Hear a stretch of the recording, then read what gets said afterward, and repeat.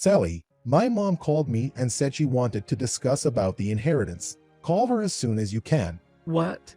It was just a few days after my father passed away.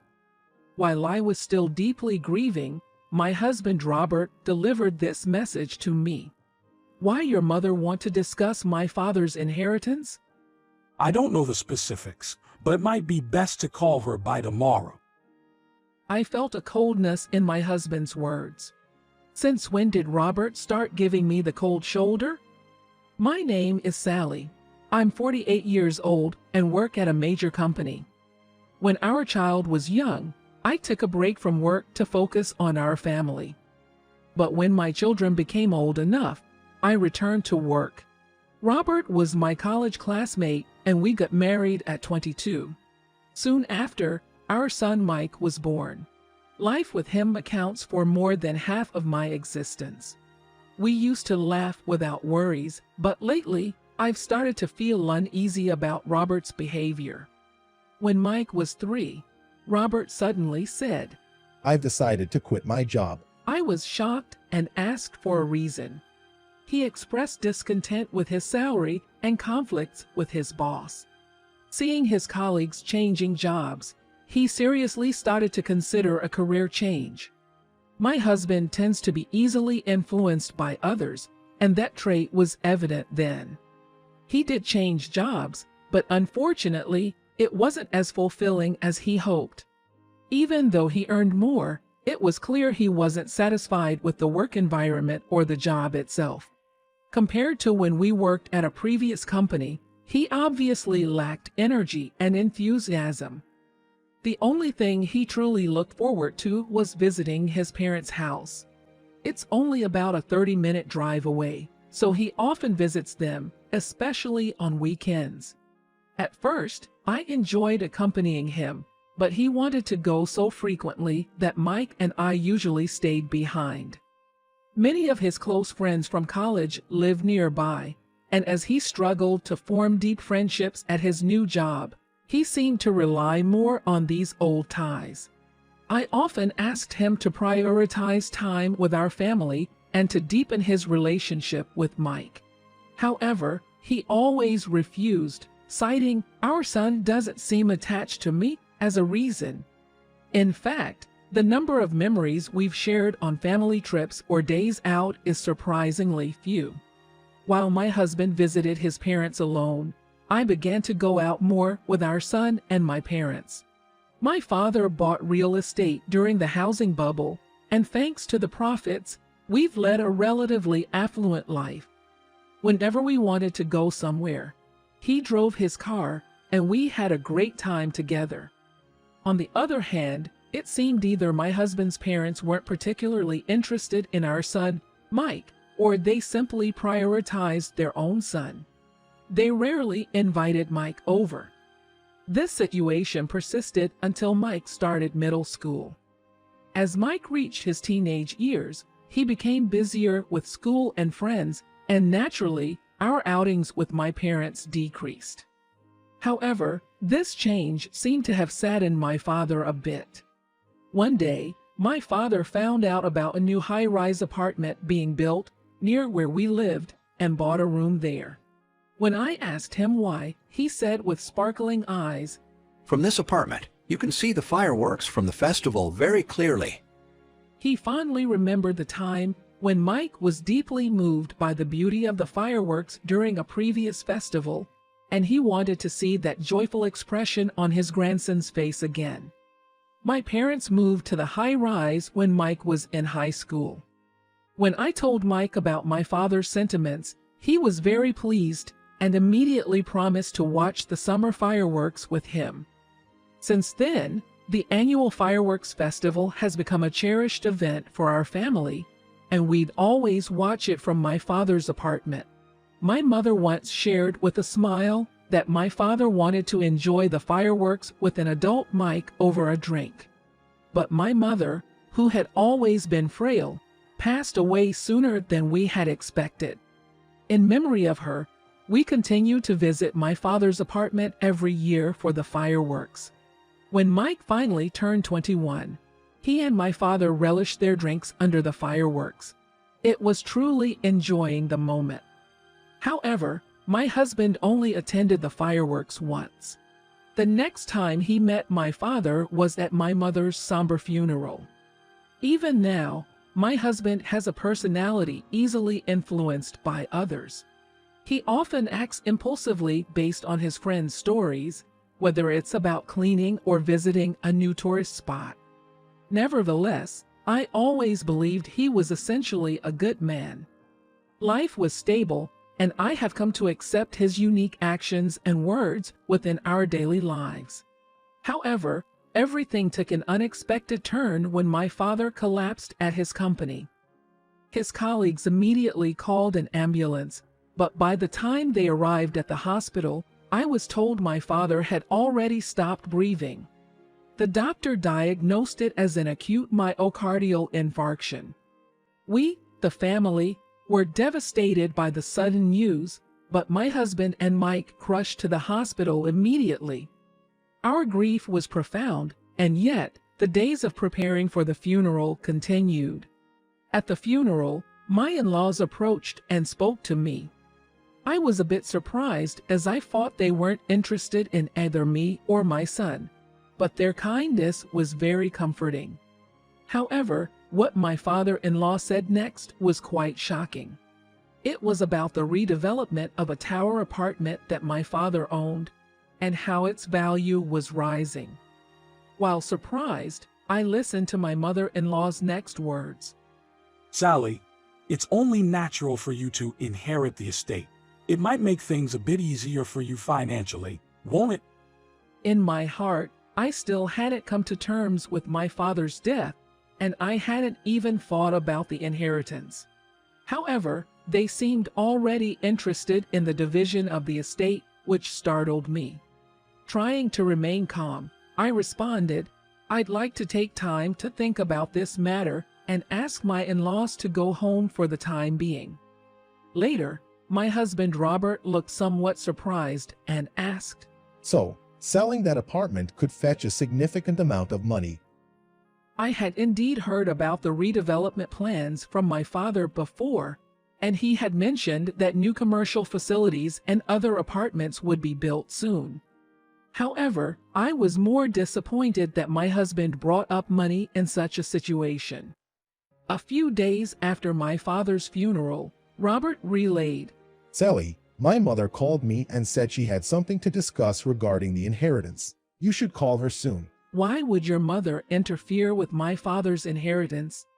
I don't know the details, but could you call her tomorrow? His words only increased the frustration and anger in my heart. The next day, before I could reach out, my mother-in-law called me. Are you thinking of selling that magnificent tower apartment? I have a very trustworthy realtor friend. Would you like me to introduce you? Surprised by the sudden proposal, I conveyed that I hadn't firmly decided to sell the apartment yet. It's essential to act quickly on such crucial decisions. Let us know if we can help in any way as a family. Gratefully acknowledging her proactive offer, I ended the call. When my husband returned from work, I relayed my conversation with my mother-in-law to him. Sally, what do you really want to do? Are you planning to live in that apartment? It's a bit far from the station, but the view is excellent. Still, selling it might be the practical choice, right? For the next few days, my mother-in-law called me multiple times, raising the topic of introducing her realtor friend and whether we had decided on the sale. I have a few trustworthy realtor friends too, so don't worry. We'll decide on this matter as a couple, so it's okay. What are you talking about? Aren't we family? You can rely on us for anything. Given that we hadn't been in frequent contact before, her sudden change in attitude puzzled me. The unexpected frequent calls felt off and annoying. After much thought, I figured that if I sold the property, her calls might stop. So, I consulted with a realtor friend I've known for a long time and decided to proceed with the sale. After informing my mother-in-law and my husband about the sale, her calls ceased for a while, and I felt relieved. 3 months later, I received news from my realtor friend that we had a buyer. I was told the property would fetch a good price, but the actual amount far exceeded my expectations.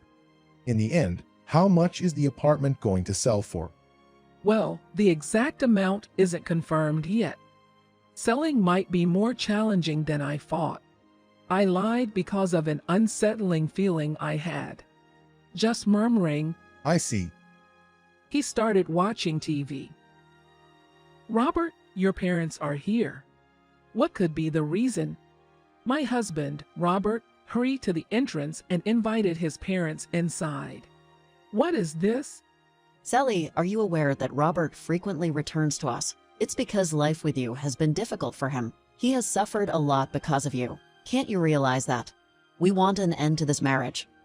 Why all of a sudden? Robert, have you really been thinking this way? He silently nodded in agreement. I couldn't have anticipated such a turn of events. Sensing my shock, Robert elaborated further. That sold tower apartment should fetch a high price. Even if we divorce, the money from the sale should support you for a while.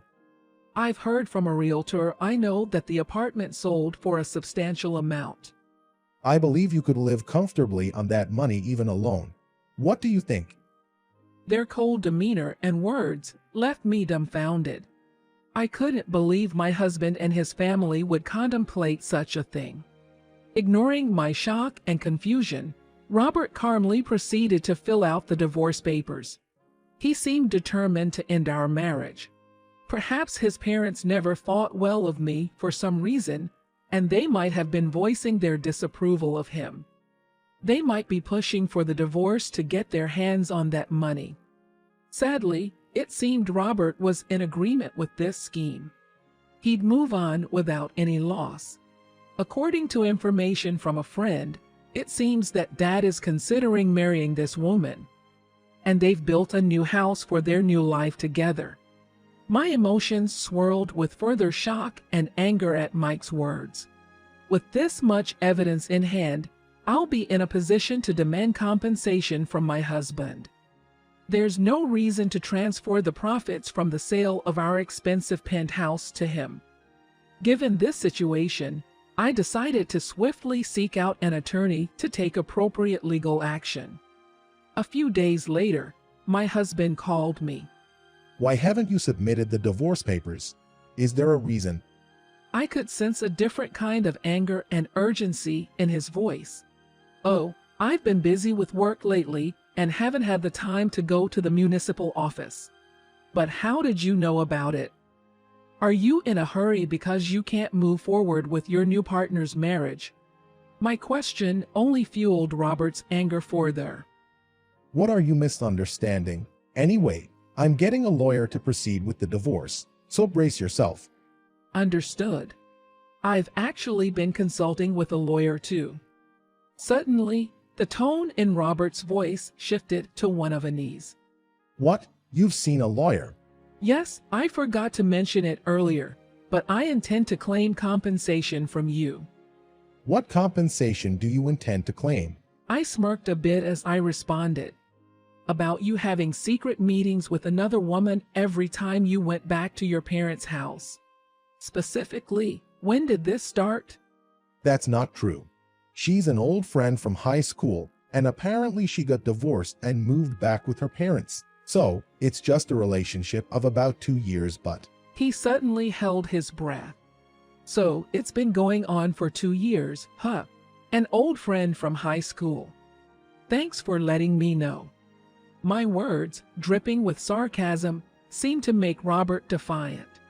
Yes, it's been 2 years.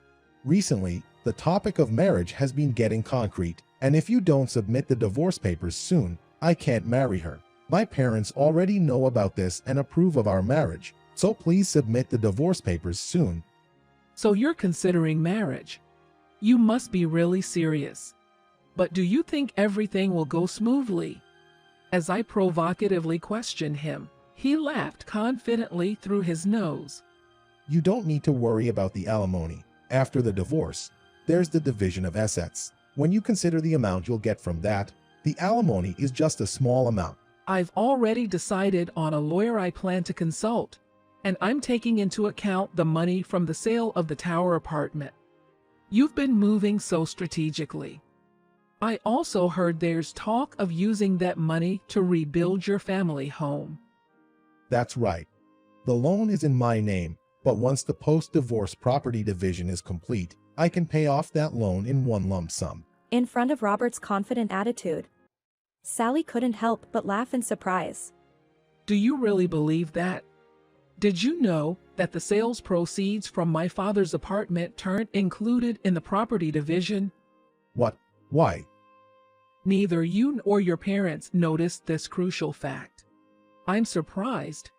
It's unthinkable that you started rebuilding the house so hastily without knowing such basic information.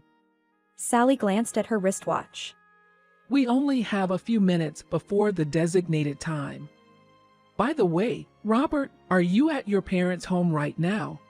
Yeah, I am. Why? There was a tone in Robert's voice that suggested he still hadn't grasped the situation. They'll be arriving soon.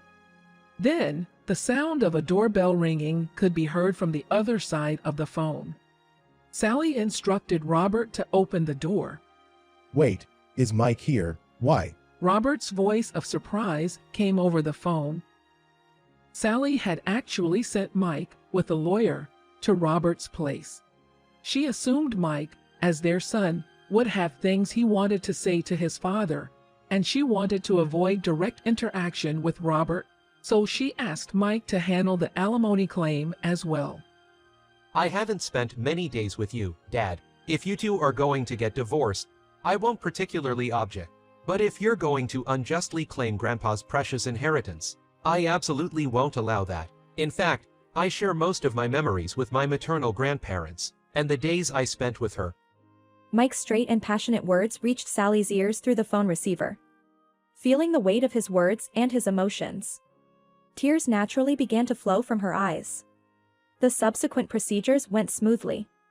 And after receiving the alimony related to Robert's infidelity, they ended up getting divorced. I was told based on some information that my husband's mistress was single. However, I later heard she got involved in legal issues on suspicion of marriage fraud. I learned from one of Mike's school friends that my in-laws' newly built house is now on the market. My husband seems to be continuing his job. Perhaps he lives in an aging company housing that's notorious for challenging interpersonal relationships. I hope that he will work hard and sustain himself in the future. On the other hand, I decided to sell the high-rise apartment I inherited from my father and move to a new one with a better location. From this new place, I've heard we can see beautiful fireworks during the summer.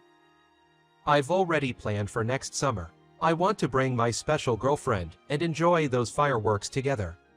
Seeing my son like this touches my heart. It feels like in no time, he has grown into a responsible adult. I have deep gratitude for him, and I look forward to seeing his wedding day that will come someday.